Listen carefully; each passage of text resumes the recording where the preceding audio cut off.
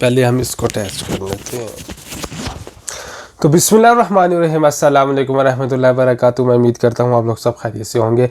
तो आज की वीडियो में मैं बात करने जा रहा हूँ कुछ लेटेस्ट अपडेट्स हैं जो रिलेटेड टू इटली ने जो न्यू रूल्स लेकर आए हैं उसके मतलब बात होगी। लास्ट वीडियो मैंने बनाई थी कि आप बगैर न्योला ओस्ता के भी अपने डॉक्यूमेंट्स की लीगलाइजेशन करवा सकते हो, लेकिन साथ ही में मुझे क्वेश्चंस आना शुरू हो गए थे कि जब लीगलाइज्ड हो जाते हैं डॉक्यूमेंट्स और उसके बाद न्योला ओस्ता निकलता है तो उसके बाद हमें क्या करना पड़ेगा, उसके बारे में डिस्कशन होगी। और इसी के साथ साथ एक और क्वेश्चन मुझे आ रहा था, जिन लोगों के जुलाई 2020 से लेकर दिसंबर तक न्योला ओस्ता इश्यूज़ हुए थे उनकी क्या पॉलिसी है, और जिनके 2021 से में इशू हुए न्योला ओस्ता उनका क्या प्रोसीजर है। तो इस बारे में डिटेल में डिस्कशन होने जा रही है।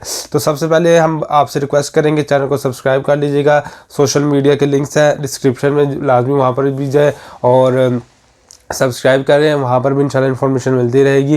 तो सबसे पहले हम बात करते हैं कि कुछ चेंजिंग आई हैं जो इटली वालों ने की हैं, वो लेटेस्ट इसी वीक में इसकी इम्प्लीमेंटेशन हो चुकी है।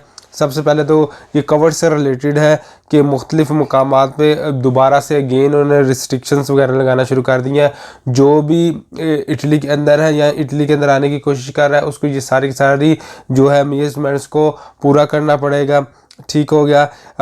जो जहाँ भी उन्होंने विज़िट करना है, होटल हो गया, एग्जीबिशन हो गया, फेस्टिवल हो गया, फेयर्स हो गया, तो वहाँ पर इन्हें जो है जो ग्रीन पास है वो एक दिखाना पड़ेगा।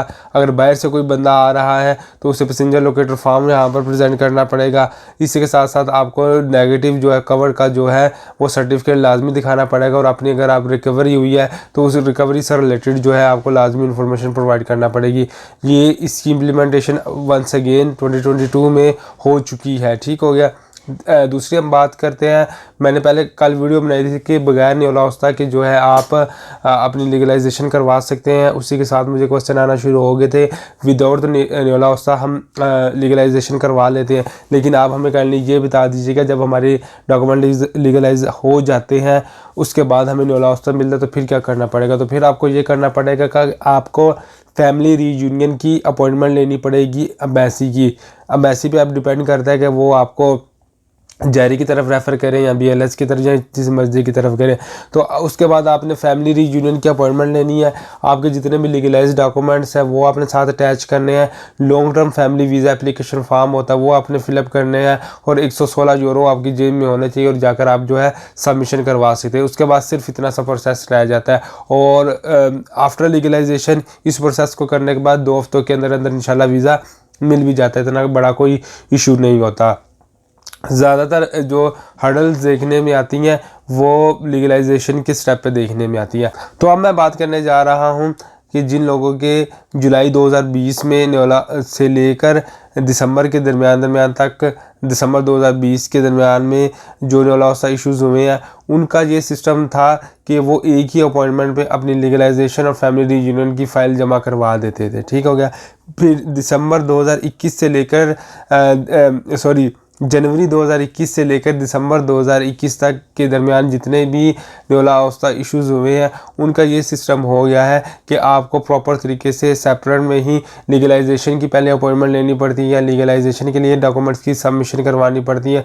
जब आपके डॉक्यूमेंट लीगलाइज होकर वापस आ जाते हैं तो उसके बाद अगेन से आपको फैमिली रीयूनियन की अपॉइंटमेंट लेकर फाइल की सबमिशन करवानी पड़ती है।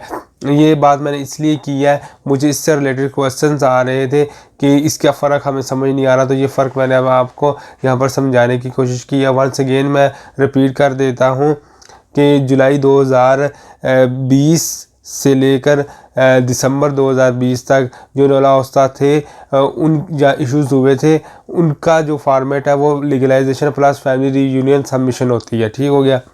जनवरी 2021 से लेकर ऑनवर्ड जितने भी न्योला ओस्ता इश्यूज़ हो रहे हैं उनका ये सिस्टम होगा कि आपने लीगलाइजेशन की सेपरेट अपॉइंटमेंट्स लेनी है, और जब वो डॉक्यूमेंट लीगलाइज होकर आ जाएंगे तो उसके बाद अगेन से अपने फैमिली रीयूनियन की अपॉइंटमेंट लेकर फाइल की सबमिशन करनी है। तो ये चीज़ें समराइज़ कर कर आप लोगों के लिए प्रेजेंट करनी थी।